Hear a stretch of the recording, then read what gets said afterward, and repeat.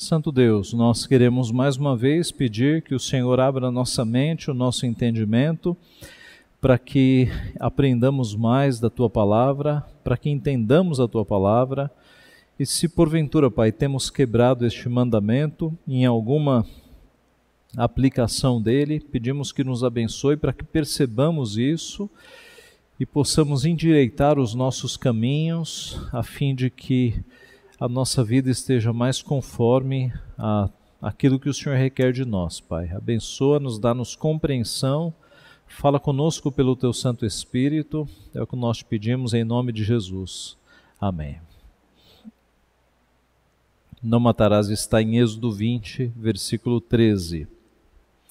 A primeira questão é, por que não matar? Qual é a base que Deus usa para que nós não tiremos a vida de uma pessoa? Abra comigo em Gênesis 9:6. Gênesis 9:6. Se alguém derramar o sangue do homem, pelo homem se derramará o seu, porque Deus fez o homem segundo a sua imagem. Observe esse versículo, tá? Ele estipula aqui a forma de punir a morte é pela morte, tá? No Antigo Testamento era assim. Se você mata alguém, você vai pagar pela sua vida. A ideia é que a vida tem valor, então cuidado. Se você vai tirar a vida do próximo, você vai perder a sua vida, tá? A vida era valorizada. Nos nossos dias, a vida não é valorizada. Se alguém tira a tua vida, ele vai para a cadeia passar alguns anos. A vida não tem valor. Você acha que alguns anos na cadeia pagam a vida de um ente querido seu? Não paga. A vida hoje não tem valor no nosso sistema legal. No sistema da Bíblia, a vida tinha valor. Então, se o indivíduo sabia que se ele tirasse a vida do seu próximo, ele ia pagar com a própria vida. Isso colocava temor nas pessoas. A pessoa pensava 15 vezes antes de tirar a vida do próximo. Era uma valorização da vida. Então, se alguém derramar o sangue do homem, pelo homem se derramará o seu. O nosso ponto vem agora. Porque Deus fez o homem segundo a sua imagem. Então, qual é a base para nós não tirarmos a vida do próximo? O próximo é uma imagem de Deus. Ele reflete a imagem de Deus. E aqui, não é apenas um cristão que reflete a imagem de Deus. Todo ser humano reflete a imagem de Deus. A imagem de Deus está ali desfigurada por causa do pecado. Mas todo ser humano ainda é um reflexo da imagem de Deus. Você sabe que Adão e Eva foram feitos segundo a imagem e semelhança de Deus. O pecado não acabou com esta imagem. O pecado, ele descaracterizou, ele... deve ter um verbo melhor para isso, mas ele... Oi? Não ouvi. Desfigurou, deformou, isso. Uma boa figura é de um espelho, né? Adão e Eva a imagem estava num espelho claríssimo. O pecado foi como que uma pedra nesse espelho e os cacos ficaram lá. Então você olha no espelho quebrado, a imagem está ali, totalmente desfigurada, mas a imagem está ali. Então a nossa imagem e semelhança é a de um espelho quebrado. Em Cristo, quando nós somos convertidos a Cristo, adivinha o que acontece? Esse espelho começa a ser emendado. Por quê? Nós voltamos a nos parecer com Cristo. Na medida em que nós avançamos na santificação, nós vamos nos parecendo com Cristo. Nesta vida, nós não atingiremos a perfeição. Nós só atingiremos a perfeição, a santificação, depois que nós morrermos. Aí o espelho voltará a ficar totalmente emendado. Mas já nessa vida, algumas pecinhas vão sendo emendadas. Nós vamos refletindo cada vez mais a imagem de Deus na nossa vida, tá? Mas voltando aqui, nós não podemos tirar a vida do próximo porque ela não nos pertence. Pertence a Deus e é imagem de Deus, por isso que nós não podemos tirá-la. Um outro aspecto deste mandamento é que Jesus resgata o espírito da lei. Vamos para Mateus 5, 21 e 22. Sermão do Monte.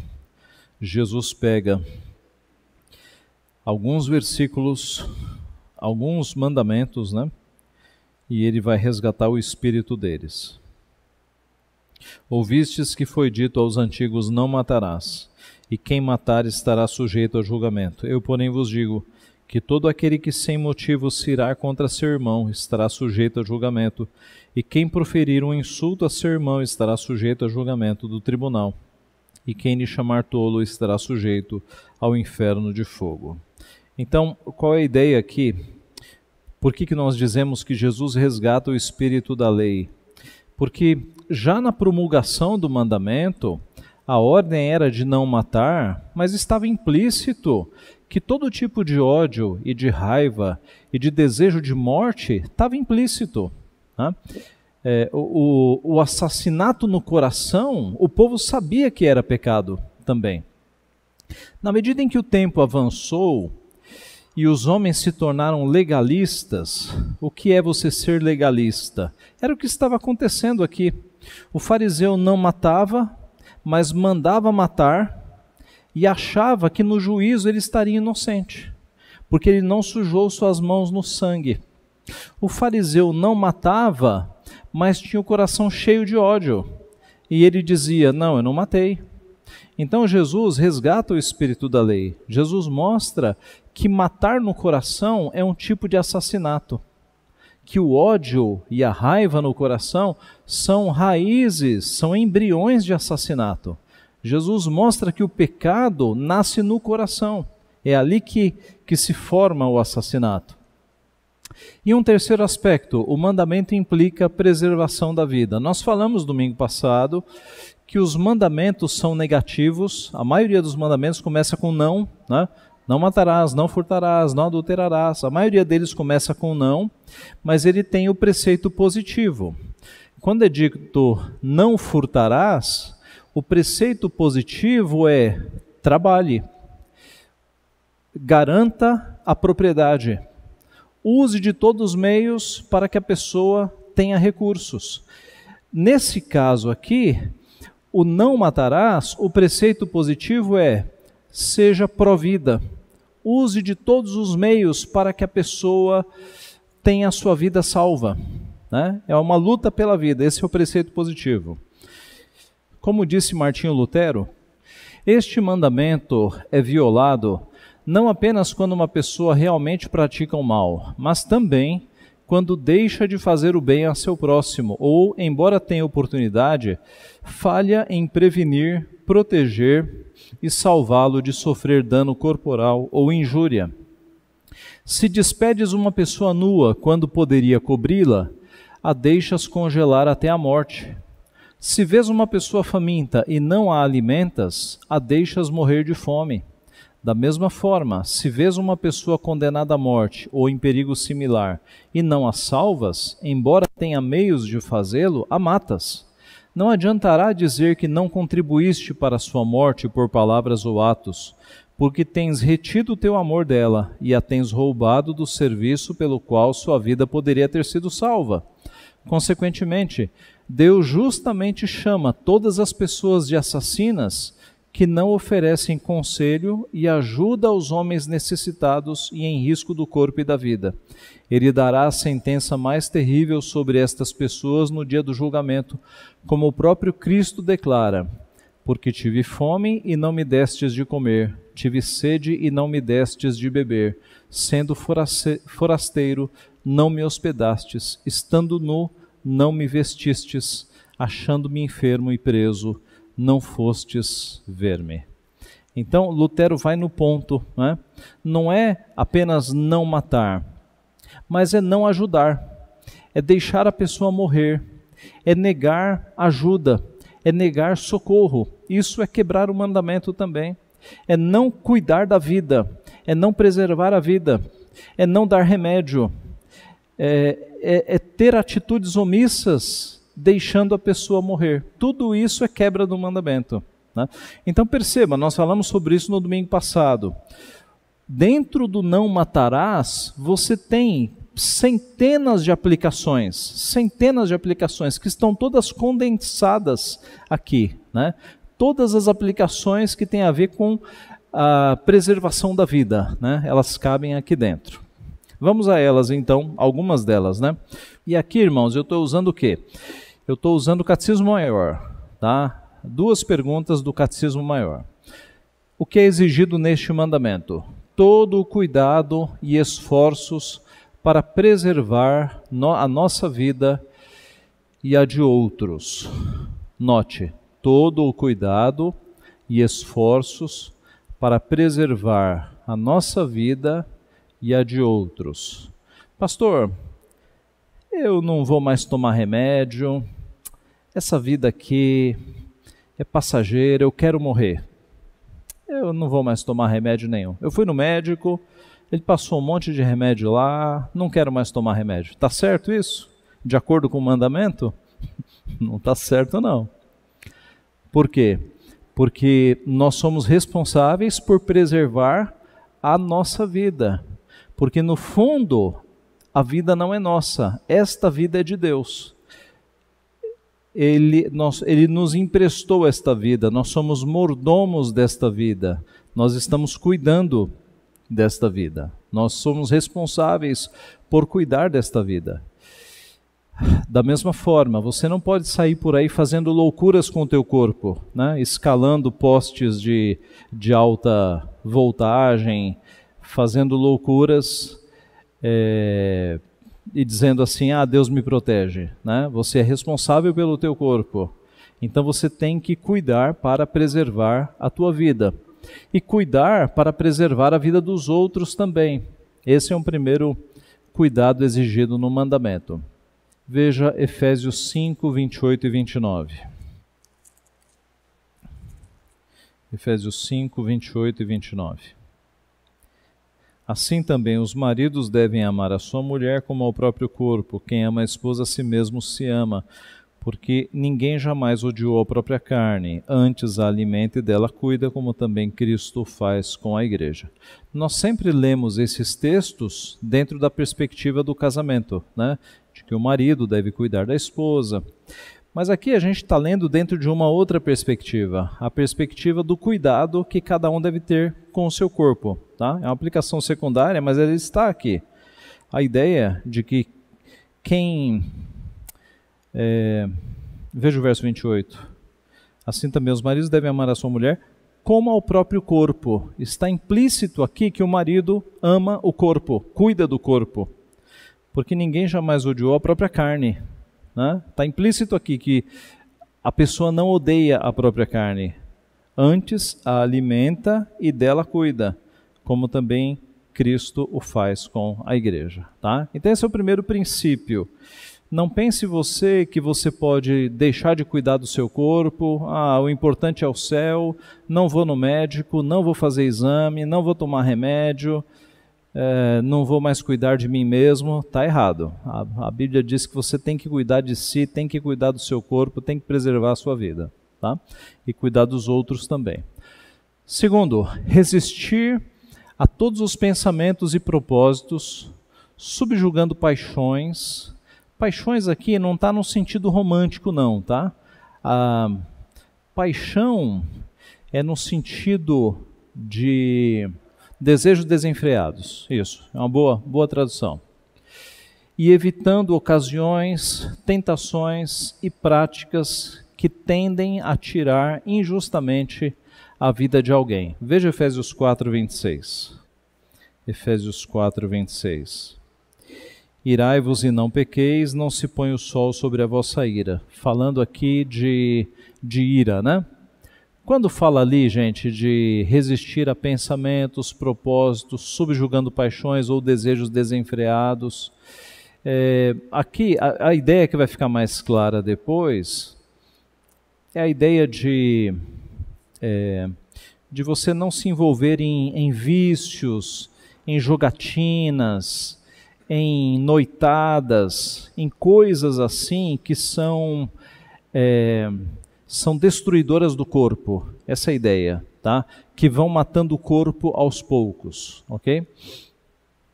A justa defesa da vida contra a violência.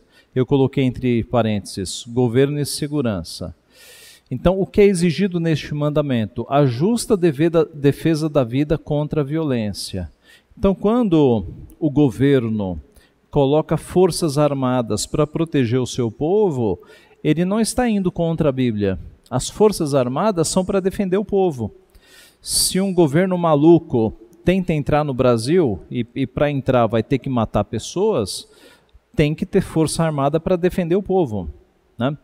Por que existe polícia militar? Justamente para que os bandidos, né, os bandidos, eles não pratiquem violência. Você tem que ter forças militares para proteger o cidadão de bem. Então essas coisas são aprovadas por Deus. E existem desde sempre, né? Desde o Antigo Testamento você tem exércitos, tem o poder da espada, tá? Romanos 13:4, aliás, fala sobre o poder da espada. Romanos 13:4. Visto que a autoridade é ministro de Deus para o teu bem. Entretanto, se fizeres o mal, teme, porque não é sem motivo que ela traz a espada, pois é ministro de Deus, vingador para castigar o que pratica o mal, tá? Então, o poder da espada, né, é uma autoridade instituída por Deus. O que mais? O que é exigido neste mandamento? O uso sóbrio da comida, bebida, remédios, sono, trabalho e recreios. Então, uso sóbrio da comida. Nós falamos pouco sobre isso, né? Parece que glutonaria é um pecado só dos católicos. Você não tem essa impressão? Pois é, mas é um pecado da Bíblia também.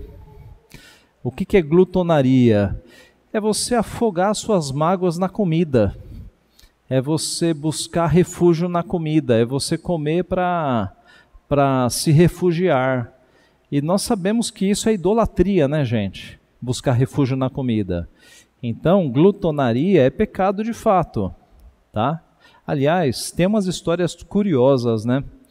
Conta-se que no começo do nosso país, quando estavam aqui os portugueses, conta-se que o vício por comida, especialmente das portuguesas, era tão grande que havia uma prática de elas estarem lá comendo e...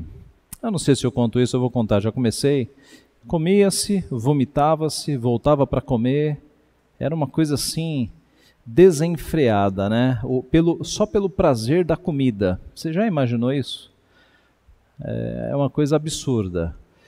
Então, isso é glutonaria, né? É você buscar prazer não em Deus, não nas coisas espirituais, mas buscar prazer apenas no paladar. E o crente não pode fazer isso, porque isso é idolatria. Você buscar prazer em outra coisa que não em Deus, buscar refúgio em outra coisa que não em Deus. Então, uso sóbrio da comida, uso sóbrio da bebida. Né? Bebida é pecado? Depende. Em si, o álcool com moderação em si não é pecado. O vinho, por exemplo, não é pecado em si, se feito com moderação. O problema é a bebedice, é o vício, é o escândalo. Isso é um problema, mas em si não é pecado. O uso moderado, sóbrio. O uso sóbrio de remédios é outra coisa que vicia, né? Tem gente que busca refúgio nos remédios, tem gente viciada em remédio. A gente tem que buscar refúgio em Deus. O uso sóbrio de sono. A Bíblia, Provérbios especialmente, está cheio de recomendações contra a preguiça. Né? Pessoas que dormem demais, pessoas que são preguiçosas. O uso sóbrio do trabalho é o inverso. Né? Os workaholics, o pessoal que busca refúgio no trabalho, não para de trabalhar, não cuida mais da família. O uso sóbrio de recreios ou de divertimento, de entretenimento. né? Não tem mais tempo para mais nada, apenas para o entretenimento. Então, a palavra sóbrio ali é uma palavra que fala de moderação em todas essas coisas. Nós temos que ter moderação em tudo isso. Por quê? Porque tudo isso aí demais acaba matando. Mata aos poucos. Muita comida mata, muita bebida mata, muito remédio mata, muito sono, muito trabalho, muito entretenimento. Eu ouvi há pouco tempo atrás casos de jovens morrendo, eu não sei se era no Japão, porque estavam virando a noite em lan house jogando joguinhos nas lan houses da vida, virando a madrugada, ficando 48 horas acordados jogando videogame. Adolescentes morrendo por causa disso. Então tudo que é demais acaba tirando a vida aos poucos, né? Você fica sem dormir, Deus não nos fez para ficar sem dormir, tá? Vamos a alguns textos que são importantes. Provérbios 23, 20. Não estejas entre os bebedores de vinho, nem entre os comilões de carne. O pessoal do churrasco aí já levantou a orelha, né? Não estejas entre os bebedores de vinho, nem entre os comilões de carne. Tem a continuação, 21. Porque o beberrão e o comilão caem em pobreza, e a sonolência vestirá de trapos o homem. Então veja, bebedores de vinho aqui não é apenas aquele que bebe moderadamente. O sentido é daquele que enche a cara mesmo, tá? Esse é o sentido, é o bebedor de vinho. Sim, Marcelo? Seria pecado ir no rodízio? Depende. Você pode ir no rodízio e comer até ficar satisfeito. Mas você pode ir no rodízio e falar assim, ah não, eu vou me acabar, né? Eu paguei, e aí você já está satisfeito e você não para de comer, aí você pecou. Esse é o problema, percebe? É você já estar satisfeito e você continuar comendo. Aí você está buscando satisfação na comida. Esse é o problema. Tá? Então o Marcelo já fez responder qual é o problema de um churrasco, qual é o problema de um rodízio. É você já está satisfeito e você ficar buscando algo a mais em coisas que você já está satisfeito, como que buscando alguma alegria a mais em algo que não vai te trazer alegria. Essa é a questão, tá? Veja Provérbios 25, 16. Provérbios 25, 16. Achaste mel, come apenas o que te basta, para que não te fartes dele e venhas a vomitá-lo. Mesma coisa, né? Mesma coisa. Não precisa nem explicar aqui. Coma apenas o que te basta. Sim, Tati. Tem um microfone lá para Tati? Pastor, antes do senhor passar o slide, eu queria comentar sobre algo, perguntar, na verdade, sobre um tópico de cima. O senhor falou que é importante a gente, para amar o outro, né, se amar. Então, é possível a gente amar o outro sem a gente se amar primeiro? Não aquele amor egoísta, assim, né, de se colocar em primeiro lugar para tudo, mas até assim, por exemplo, vamos trazer para o contexto do casamento, como a gente leu em Efésios 5. É possível o cônjuge amar o outro sem ele se amar? Por exemplo, colocar sempre o outro em primeiro lugar, o outro em primeiro lugar, e o próprio cônjuge ele ter malefícios em relação a isso, acabar sendo um amor idólatra em relação ao outro. É possível a gente amar sem não amor egoísta, mas sem se amar? Conseguiu entender mais ou menos a minha pergunta? Complicou quando você adicionou idolatria. Veja só. Se é possível eu amar o meu cônjuge sem ele me dar retorno, sim. E aliás, esse é o conselho que a gente dá para muitos casamentos que estão naufragando, que estão com problemas, né? Pastor, meu marido não me ama mais, o que eu faço? continue amando-o, orando e amando. Amando totalmente, porque a Bíblia manda amar. Continue e orando. E vamos ver se o teu amor desperta o amor dele. Tá? É o caminho. Cristo nos amou sem que nós o amássemos. Tá? É o amor de Deus. Esse é o caminho. Tá? Agora, esse amor de conjugal nunca pode ser idolátrico. Quando é que ele vira idolatria? Quando eu amo meu marido mais do que a Deus. Né? Quando eu considero o meu marido a coisa mais importante do mundo. Se o meu marido morrer, eu também morro. Então, quando você coloca o marido no lugar de Deus, aí virou idolatria. Tá? Então ele tem que estar no lugar dele, marido, Deus acima de todas as coisas. Mas sim, é possível e é necessário você amar o teu marido, mesmo que você perceba que ele não te ama mais. Porque você fez um compromisso com ele de amor até a morte, né? Até que a morte o separe. E amar é uma ordem, né? É uma ordem. Não depende de sentimento, de arrepios. O amor é uma atitude, é uma ordem que tem que ser cumprida. Tá? Sim, um microfone ali para a Silvana. Me ocorreu na primeira situação, no caso da pandemia, eu me colocar em situação de risco. Eu não usar máscara, eu andar por aí, daquela situação em cima, todo cuidado e esforço para preservar a nossa vida. Isso se inclui? Sim, sim. Imagine o seguinte, imagine que uma pessoa, eu vou colocar um exemplo bem exagerado para não restar dúvida, né? Uma pessoa precisa ir no hospital e fala assim, eu não acredito nesse coronavírus, isso é invenção da mídia, eu vou sem máscara mesmo. Aí entra lá no hospital sem máscara, coloca a mão em tudo, põe no rosto, quer dizer, está quebrando o mandamento. Aliás, quando nós, no ano passado, decidimos, quando o conselho, decidiu interromper as atividades dos cultos presenciais, foi baseado no 6º mandamento. Né?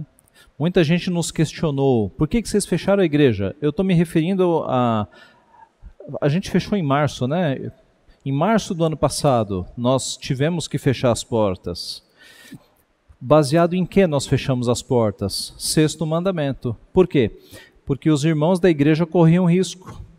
Então, porque os irmãos mais velhos da igreja corriam risco, o conselho se reuniu e falou, gente, vamos ter que fechar as portas. Era o começo da pandemia, estava estourando para todo lado, a gente não sabia ainda.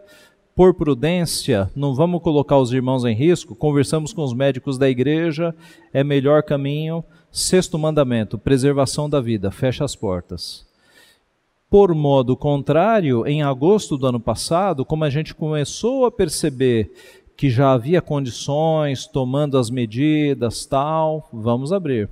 Mas tudo envolveu o 6º mandamento. Então, nesse sentido, ir num bairro perigoso e sabe que lá é ermo, não tem nada, se expor, né? Colocar em situação de risco. Né? 6º mandamento, exatamente. Muito bem. Nós demos o do mel, né? Provérbios 25:16. Então, achaste mel, come apenas o que te basta, para que não te fartes dele e venhas a vomitá-lo. Moderação. Eclesiastes 5:12. Eclesiastes 5:12. Doce é o sono do trabalhador, quer coma pouco, quer muito, mas a fartura do rico não o deixa dormir. Tá? Aqui o ponto é a fartura do rico. A fartura do rico. Eu estou me referindo aqui aos trabalhos. Excesso de trabalhos, né? Excesso de trabalhos. O rico que trabalha e não tem sossego. Tá? A fartura do rico não o deixa dormir. Aliás, essa é uma questão, né? Muita gente quer ficar rica, muita gente. E não percebe que muito rico só dorme na base de remédio, né? Porque não tem sossego, é o medo de perder o que tem, é o peso da responsabilidade de muitas famílias que dependem dele, não percebem. Veja também o Salmo 127:2. Inútil vos será levantar de madrugada, repousar tarde, comer o pão que penosamente granjeastes, aos seus amados ele o dá enquanto dormem. Então aqui o retrato também de alguém que trabalha muito. Levantar de madrugada, repousar tarde, comer o pão que penosamente granjeastes, tá? Então excesso de trabalhos. E 1 Timóteo 5:23, mais um texto relacionado lá em Westminster. 1 Timóteo 5:23. Não continues a beber somente água, usa um pouco de vinho por causa do teu estômago e das tuas frequentes enfermidades. Ok. Esse texto aqui é especial, porque Paulo, dizendo para Timóteo, Timóteo, você tem constantes enfermidades. Então, o que você faz? Não continue a beber apenas água. Toma um pouco de vinho por causa do teu estômago. Porque vinho faz bem para o teu estômago, por causa das tuas enfermidades. Se existisse remédio, né, doutora? Paulo talvez falasse, toma um pouco de tal remédio. Mas não existia remédio. Então, Timóteo, toma um pouco de vinho por causa das tuas enfermidades. Então você vê algumas coisas aqui. Você vê o cuidado de Paulo para com Timóteo. Você vê que naquela época o vinho fazia bem de alguma forma para essas enfermidades do estômago de Timóteo. Né? Funcionava meio que como um remédio, e o cuidado para com a saúde. Né? Paulo não está falando assim, Timóteo, o importante é o céu, deixa esse estômago para lá e vamos pregar o evangelho. Não, Timóteo, cuidado com o teu estômago, vai te matar ainda, toma um pouco de vinho, né? Cuidado, toma conta da tua saúde. Tá? Então, esse é o ponto aqui. O que é exigido no mandamento? Cuidado com muita comida, com muita bebida, com muito remédio, com muito sono, com muito trabalho e com muito entretenimento. O que mais? O que é exigido neste mandamento? Pensamentos caridosos. Qual é a relação? Ora, se o proibido é matar e o ódio já é um embrião do assassinato, o contrário é que eu tenho que ter pensamentos mais caridosos pelas pessoas. Amor, compaixão, mansidão, benignidade, bondade, comportamento e palavras pacíficas, brandas e corteses. Romanos 13:10. Veja lá. Romanos 13:10. O amor não pratica o mal contra o próximo, de sorte que o cumprimento da lei é o amor. O cumprimento da lei é o amor. Vocês lembram que nós vimos no domingo passado que se você pegar todo o sistema legal do Antigo Testamento, especificamente do Pentateuco, e reduzir em 10 palavras, você tem os 10 mandamentos, né, que são chamados 10 palavras também. Tá? Se você quiser resumir mais, você resume em 2 tábuas. Né? A primeira tábua, mandamentos para com Deus. A segunda tábua, mandamentos para com os homens. Jesus fez esse resumo. Ele resumiu os 10 mandamentos em: amarás o Senhor teu Deus sobre todas as coisas e ao próximo como a ti mesmo. E se você pensar bem, você consegue resumir esses 2 mandamentos em um só, o amor. Porque veja, os 2 mandamentos falam em amor. Amarás o Senhor teu Deus sobre todas as coisas e amarás ao próximo como a ti mesmo. Observe que, se você resumir tudo, cabe numa palavra, amor. E o versículo nos diz: o amor não pratica o mal contra o próximo, de sorte que o cumprimento da lei é o amor. O cumprimento da lei é o amor. Sim, Tainá. É só um comentário, só com relação a essa questão do amor, que o grande problema da humanidade hoje é a deturpação exatamente disso, do que é o amor.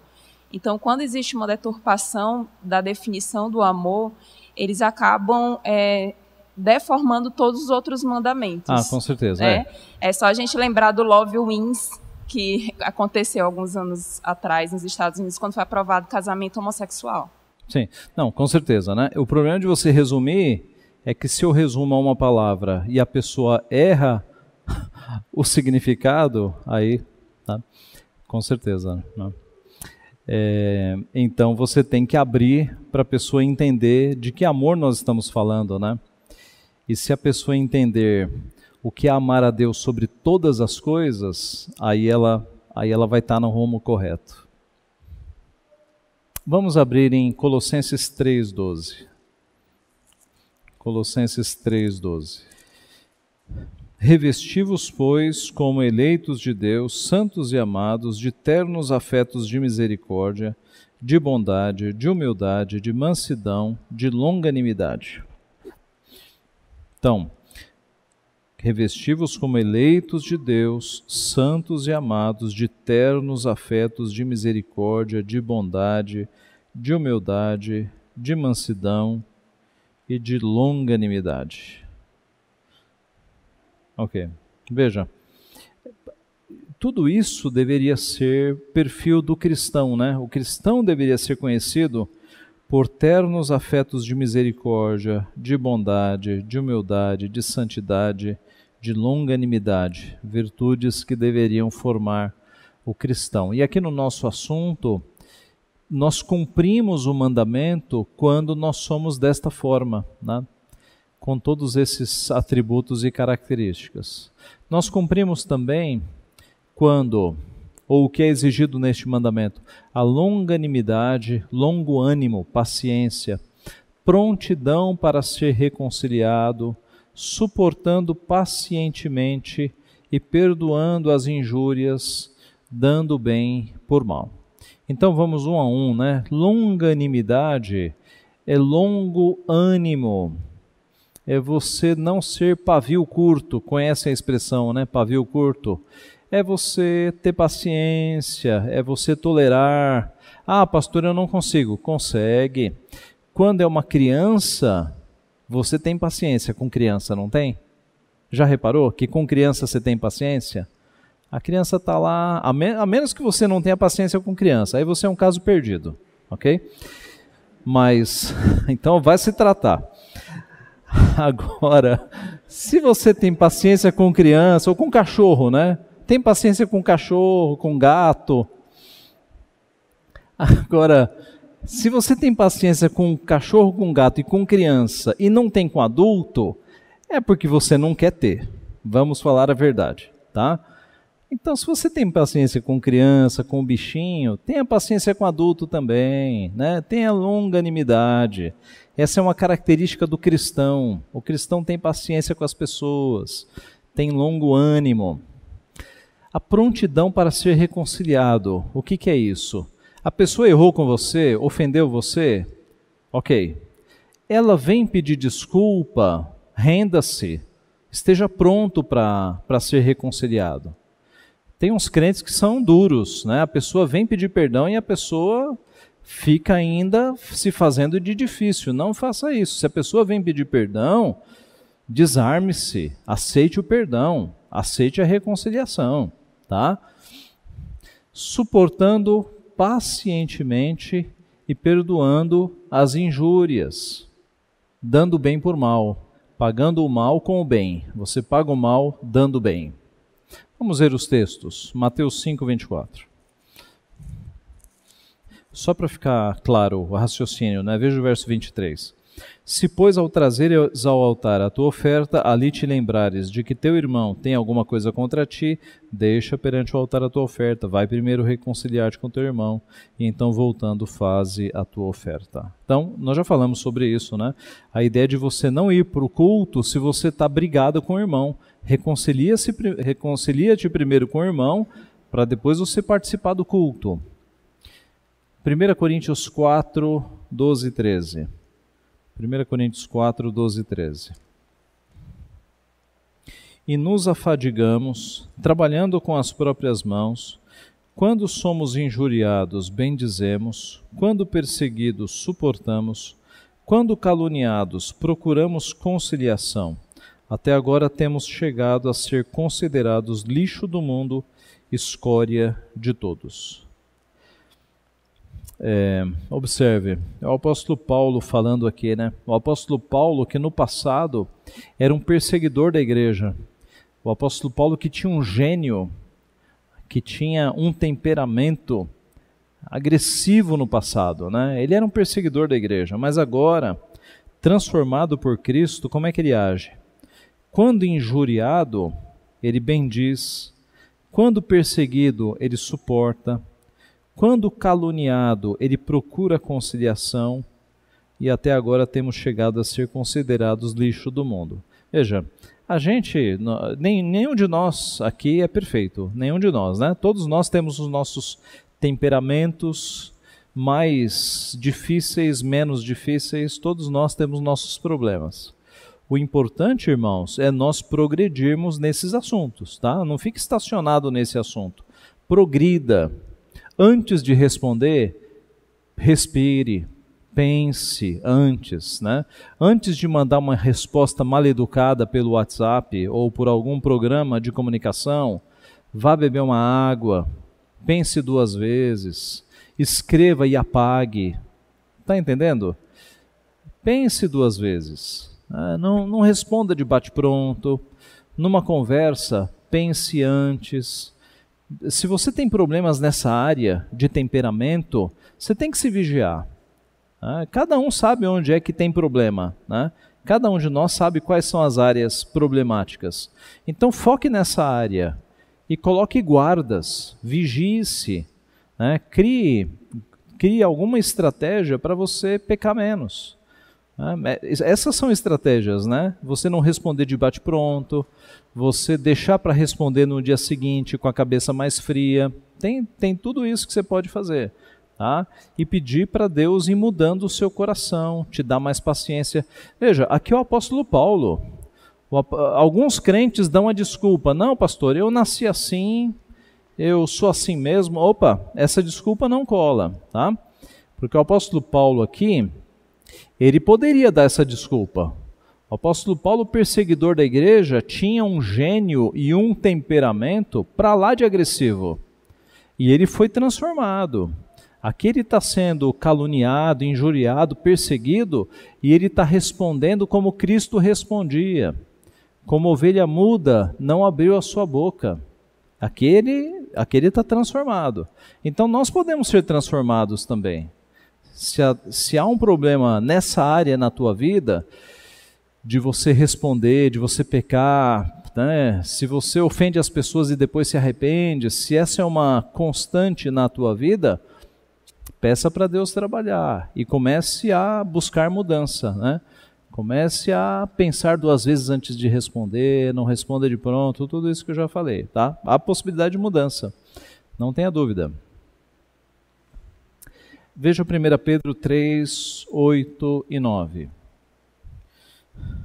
Finalmente, sede todos de igual ânimo, compadecidos, fraternalmente amigos, misericordiosos, humildes, não pagando mal por mal, ou injúria por injúria, antes pelo contrário, bendizendo, pois para isto mesmo fostes chamados, a fim de receberdes bênção por herança. Ok. Sabe, às vezes Pedro está escrevendo aqui para as igrejas da Ásia, né? E às vezes, talvez você possa ter a impressão, como eu já tive, de que essas cartas chegavam nas igrejas e aí só tinha santo na igreja, né? Estava todo mundo lá já.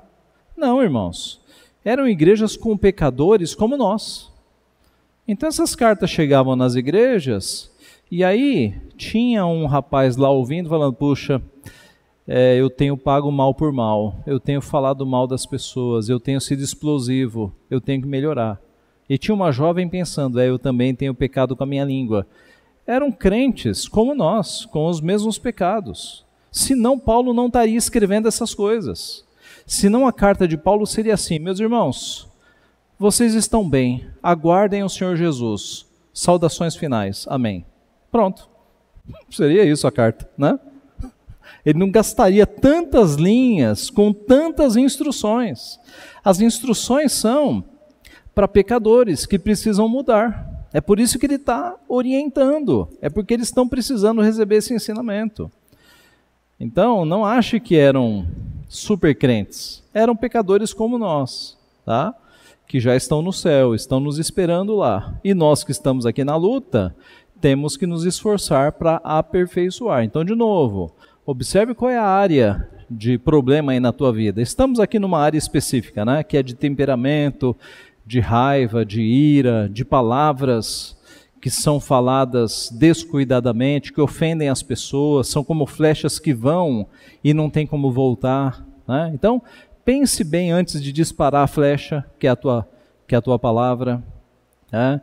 Antes de escrever aquele WhatsApp, aquela mensagem, pense 2 vezes. Seja uma pessoa que, antes de falar, pensa 2 vezes, né? Mais objetiva, uma pessoa, tem uma palavra para isso específica, mas uma pessoa mais prudente, né? Você só tem a ganhar com isso, tá? Você só tem a ganhar. Quanto mais a nossa fala é prudente, com o decorrer do tempo, mais as pessoas nos ouvem. Já percebeu isso? Você já percebeu que pessoas tagarelas geralmente não são muito ouvidas? Falam tanto que a pessoa está falando e o pessoal está trabalhando, ninguém está prestando muita atenção.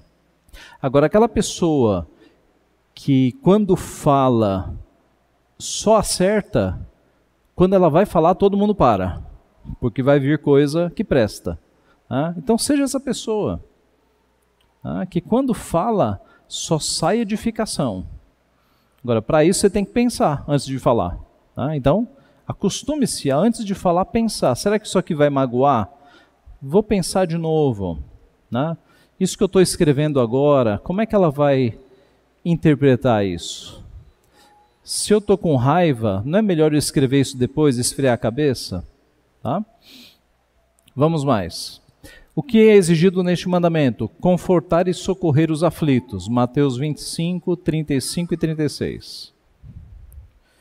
Porque tive fome e me destes de comer, tive sede e me destes de beber, era forasteiro e me hospedastes, estava nu e me vestistes, enfermo e me visitastes, preso e fostes ver-me. Confortar e socorrer os aflitos. Veja, muito crente fala assim: pastor, eu não dou esmola. Eu não dou esmola porque eu sei que o indivíduo vai gastar com pinga. Ok, você pode até ter esse critério na rua, mas ajude de alguma forma alguma pessoa. Ajude. Então ajude alguma pessoa que está necessitando de alguma forma.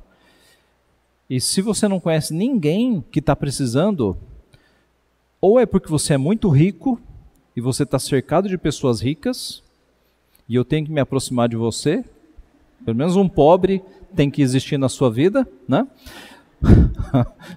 Ou você está muito isolado do mundo, né? Mas, percebe? Gente, está cheio de pessoa passando necessidade.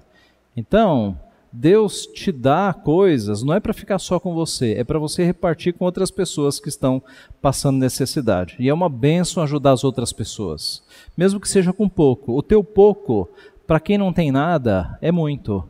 Então não deixe de ajudar quem te pede, mesmo que seja com pouco. Tá? Porque Cristo dá uma palavra muito dura aqui, no juízo final. Tive fome e não me deste de comer, tive sede e não me deste de beber. Tá? Nós temos que ajudar pessoas. Proteger e defender os inocentes. Provérbios 31, 8 e 9. Abre a boca a favor do mudo, pelo direito de todos os que se acham desamparados. Abre a boca, julga retamente, faz justiça aos pobres e aos necessitados. É o texto da mulher virtuosa, né? Que reflete muitos outros textos do Antigo Testamento, de homens se levantando contra a opressão. Contra a opressão que está abatendo órfãos, viúvas, né, o povo mais necessitado. A ideia do mandamento aqui, né, do Catecismo Maior, é que nós cumprimos este mandamento quando nós nos levantamos para proteger e defender inocentes. Tá? Qual é a ideia aqui, meus irmãos? Se eu vejo uma criança sendo espancada na rua, o meu dever como homem é interferir, é ir para cima do agressor, para defender a criança. Se eu vejo uma mulher sendo espancada na rua, o meu dever como homem é ir para cima do agressor. Tá?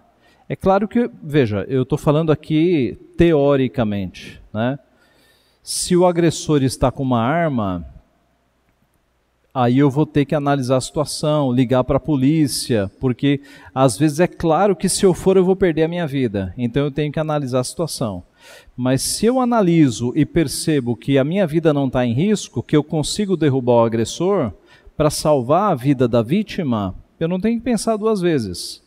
Os homens estão me entendendo, né? Especialmente. Deus nos coloca como protetores das mulheres e das crianças nessa sociedade. E a gente tem que agir como tal. Deus nos colocou dessa forma, tá? Esse assunto está meio esquecido entre os homens, né? Ultimamente. Mas Deus nos colocou na sociedade para isso, inclusive para defender mulheres e crianças quando é necessário. O que é proibido neste mandamento? Tirar a nossa vida, suicídio, né? Suicídio é um pecado. Ah, o suicídio é um pecado sem perdão? Isso é catolicismo, tá? Isso é catolicismo. No catolicismo, a pessoa que se suicida, ela vai para o inferno imediatamente. Sabe por quê? Porque não dá tempo de pedir perdão. Só por isso. Entendeu? Isso é a nossa teologia, gente. Nós cremos que se a gente tem um pecado que não pediu perdão, a gente vai para o inferno? Você crê nisso? Você tem certeza que você já pediu perdão por todos os pecados que você cometeu na vida? Você lembra de todos eles? Gente, Cristo morreu por todos os nossos pecados, inclusive aqueles que você esqueceu de confessar, inclusive aqueles que você não confessou, inclusive aqueles que você vai cometer, inclusive aqueles que você vai cometer se você tiver um Alzheimer e não tiver consciência, entendeu? Ok? Então, o suicídio não é um pecado imperdoável. Eu conheci crentes e inclusive pastores que por causa de remédios e de efeitos de remédios cometeram este pecado. E eu creio que vou encontrá-los no céu, tá? Não estou incentivando ninguém, ok? Ninguém se sinta incentivado aí, tá? Porque é um pecado, é um gravíssimo pecado. É tirar a própria vida. Isso é pecado, não há dúvida. Mas eu só queria quebrar a concepção católica, porque muito crente está pensando como católico. Católico que pensa assim, cometeu pecado, não deu para confessar, vai para o inferno. Não, isso é teologia católica. Sim, Tainá. É esdrúxulo que um outro pastor, amigo meu, deu uma vez, conta essa questão do tempo do perdão, né? Fazendo analogia à morte imediata, enfim. E ele deu o exemplo, imagine só um crente que está assistindo, sei lá, um jogo de futebol, e naquele momento acontece uma cena que o irrita muito e ele descontroladamente solta um palavrão. E logo depois daquele momento cai um raio na cabeça dele e ele morre. E aí, esse crente foi para o céu, foi para o inferno por conta desse pecado, porque não deu tempo ele se arrepender. Então, é um exemplo assim, é até engraçado, mas dá para a gente fazer um paralelo sobre a certeza que a gente tem que ter da nossa salvação, porque a nossa salvação não está mais em nós, mas está em Cristo, que cumpriu perfeitamente a obra, né? É isso mesmo, é isso mesmo.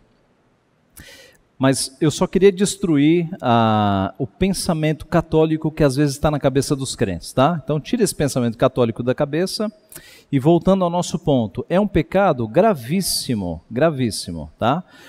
Que não passe na cabeça de ninguém de vocês cometer esse pecado, ok?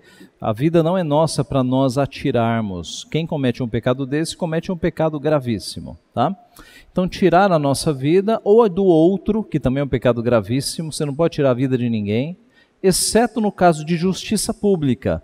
Então, o Estado peca quando tira a vida de alguém? Não tira, porque ele tem o poder da espada. Deus deu o poder da espada para o Estado tirar a vida de malfeitores que estão atentando contra a vida de inocentes. Guerra legítima.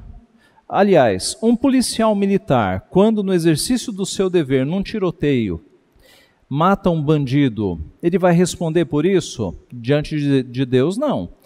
Porque ele está no exercício do dever, ele está em nome do Estado, não é ele que está tirando a vida ali. Na guerra, a mesma coisa, né? Imagine que um país tente invadir o Brasil e aí os jovens sejam convocados para a guerra. As mortes que acontecerem nessa guerra não serão contabilizadas na vida dos soldados, porque eles estão ali para defender o povo. Porque se os soldados invadirem, vidas inocentes serão tiradas, tá? Ou defesa necessária, ok? Quando você, para defender vidas inocentes, você acaba tendo que tirar a vida de outro, tá? A legítima defesa, como nós chamamos. 2 textos. Romanos 13:4 nós já tínhamos lido, né? Porque não é sem motivo que ela traz a espada, pois é ministro de Deus, vingador para castigar o que pratica o mal. Vamos para Êxodo 22:2. Se um ladrão for achado arrombando uma casa e sendo ferido morrer, quem o feriu não será culpado de sangue. Aqui é a chamada legítima defesa, tá? Um ladrão vai invadir uma casa, ele é ferido e ele acaba morrendo. Quem o feriu não será culpado de sangue. Aqui é a chamada legítima defesa. Veja, ele foi ferido e depois morreu. Não havia arma de fogo naquela época, né? Havia arma de corte apenas.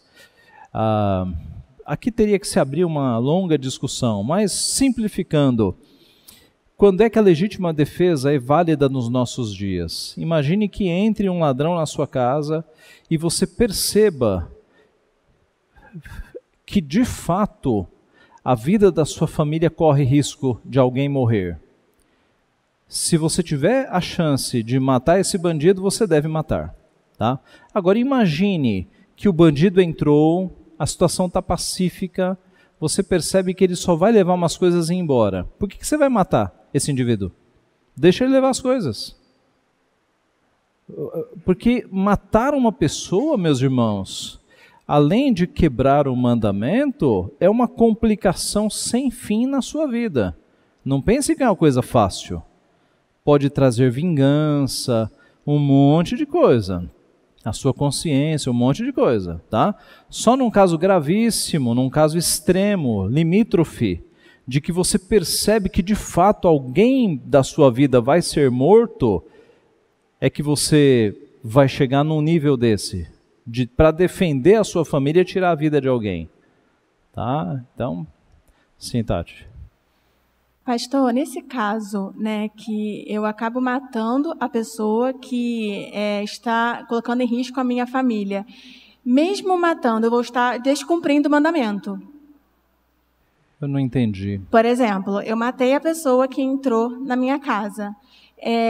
Mesmo sendo em legítima defesa, eu vou estar ferindo o mandamento da lei, sim ou não? Então, depende. Às vezes não era necessário ter matado a pessoa, tá? Às vezes não era necessário. Tá, mas se a pessoa colocou em risco a minha família, e mesmo se colocou em risco de morte, sim. Sim. Você não está ferindo o mandamento. Não estou. Ah, tá. Não. Se é legítima defesa, se eu estou defendendo a vida dos que estão dentro da minha casa, isso está bastante claro, eu não estou ferindo o mandamento. É porque eu já ouvi algumas defesas de que mesmo você matando em legítima defesa, você está ferindo o mandamento de alguma forma. Não. Legítima defesa, você não está ferindo, porque você está protegendo a vida das pessoas, tá? Quando há uma morte em favor de quem se está protegendo, o mandamento não é ferido. Sim. Pastor, eu já vi algumas vezes que a palavra mais adequada seria, ao invés de não matarás, não assassinarás. Que daria uma conotação diferente da intenção de realmente de ferir despropositadamente. É isso mesmo. No hebraico, você tem uns modos verbais que causam essa alteração, né? Então, quando o Estado tira a vida de alguém, o Estado está matando.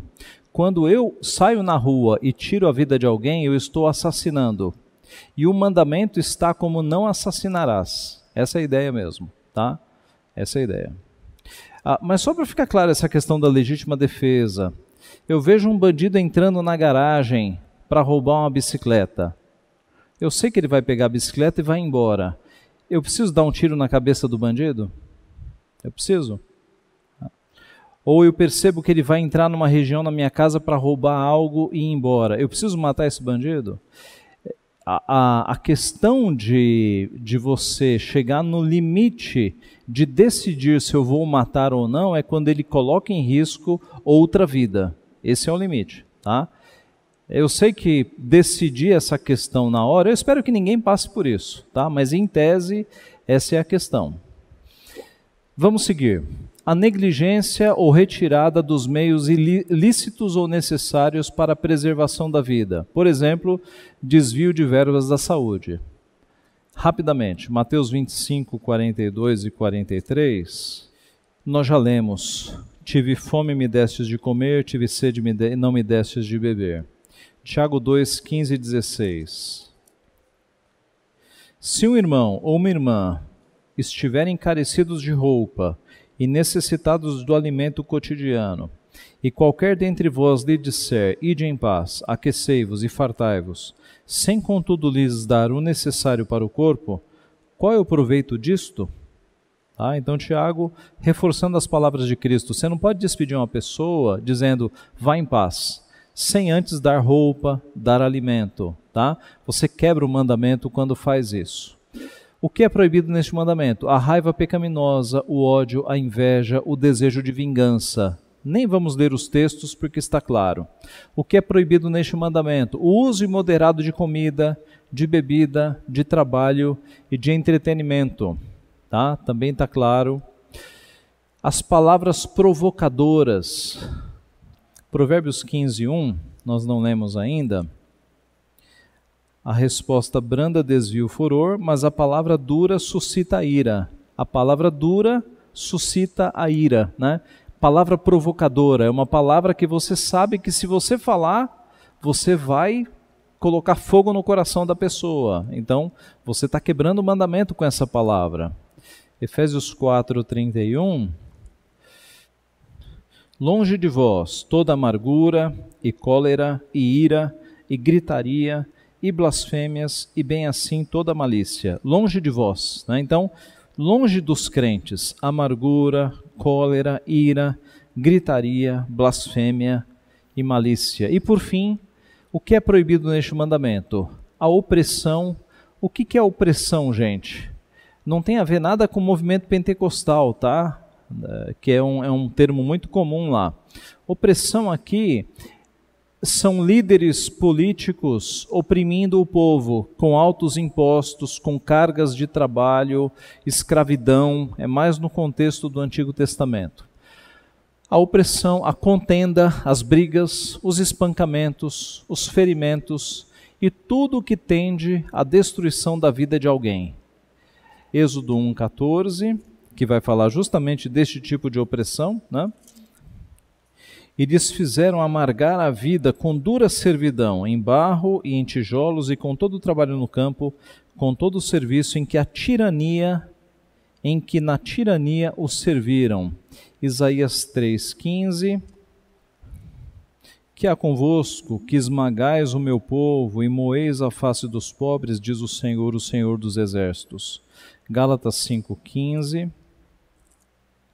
Se vós, porém, vos mordeis e devorais uns aos outros, vede que não sejais mutuamente destruídos.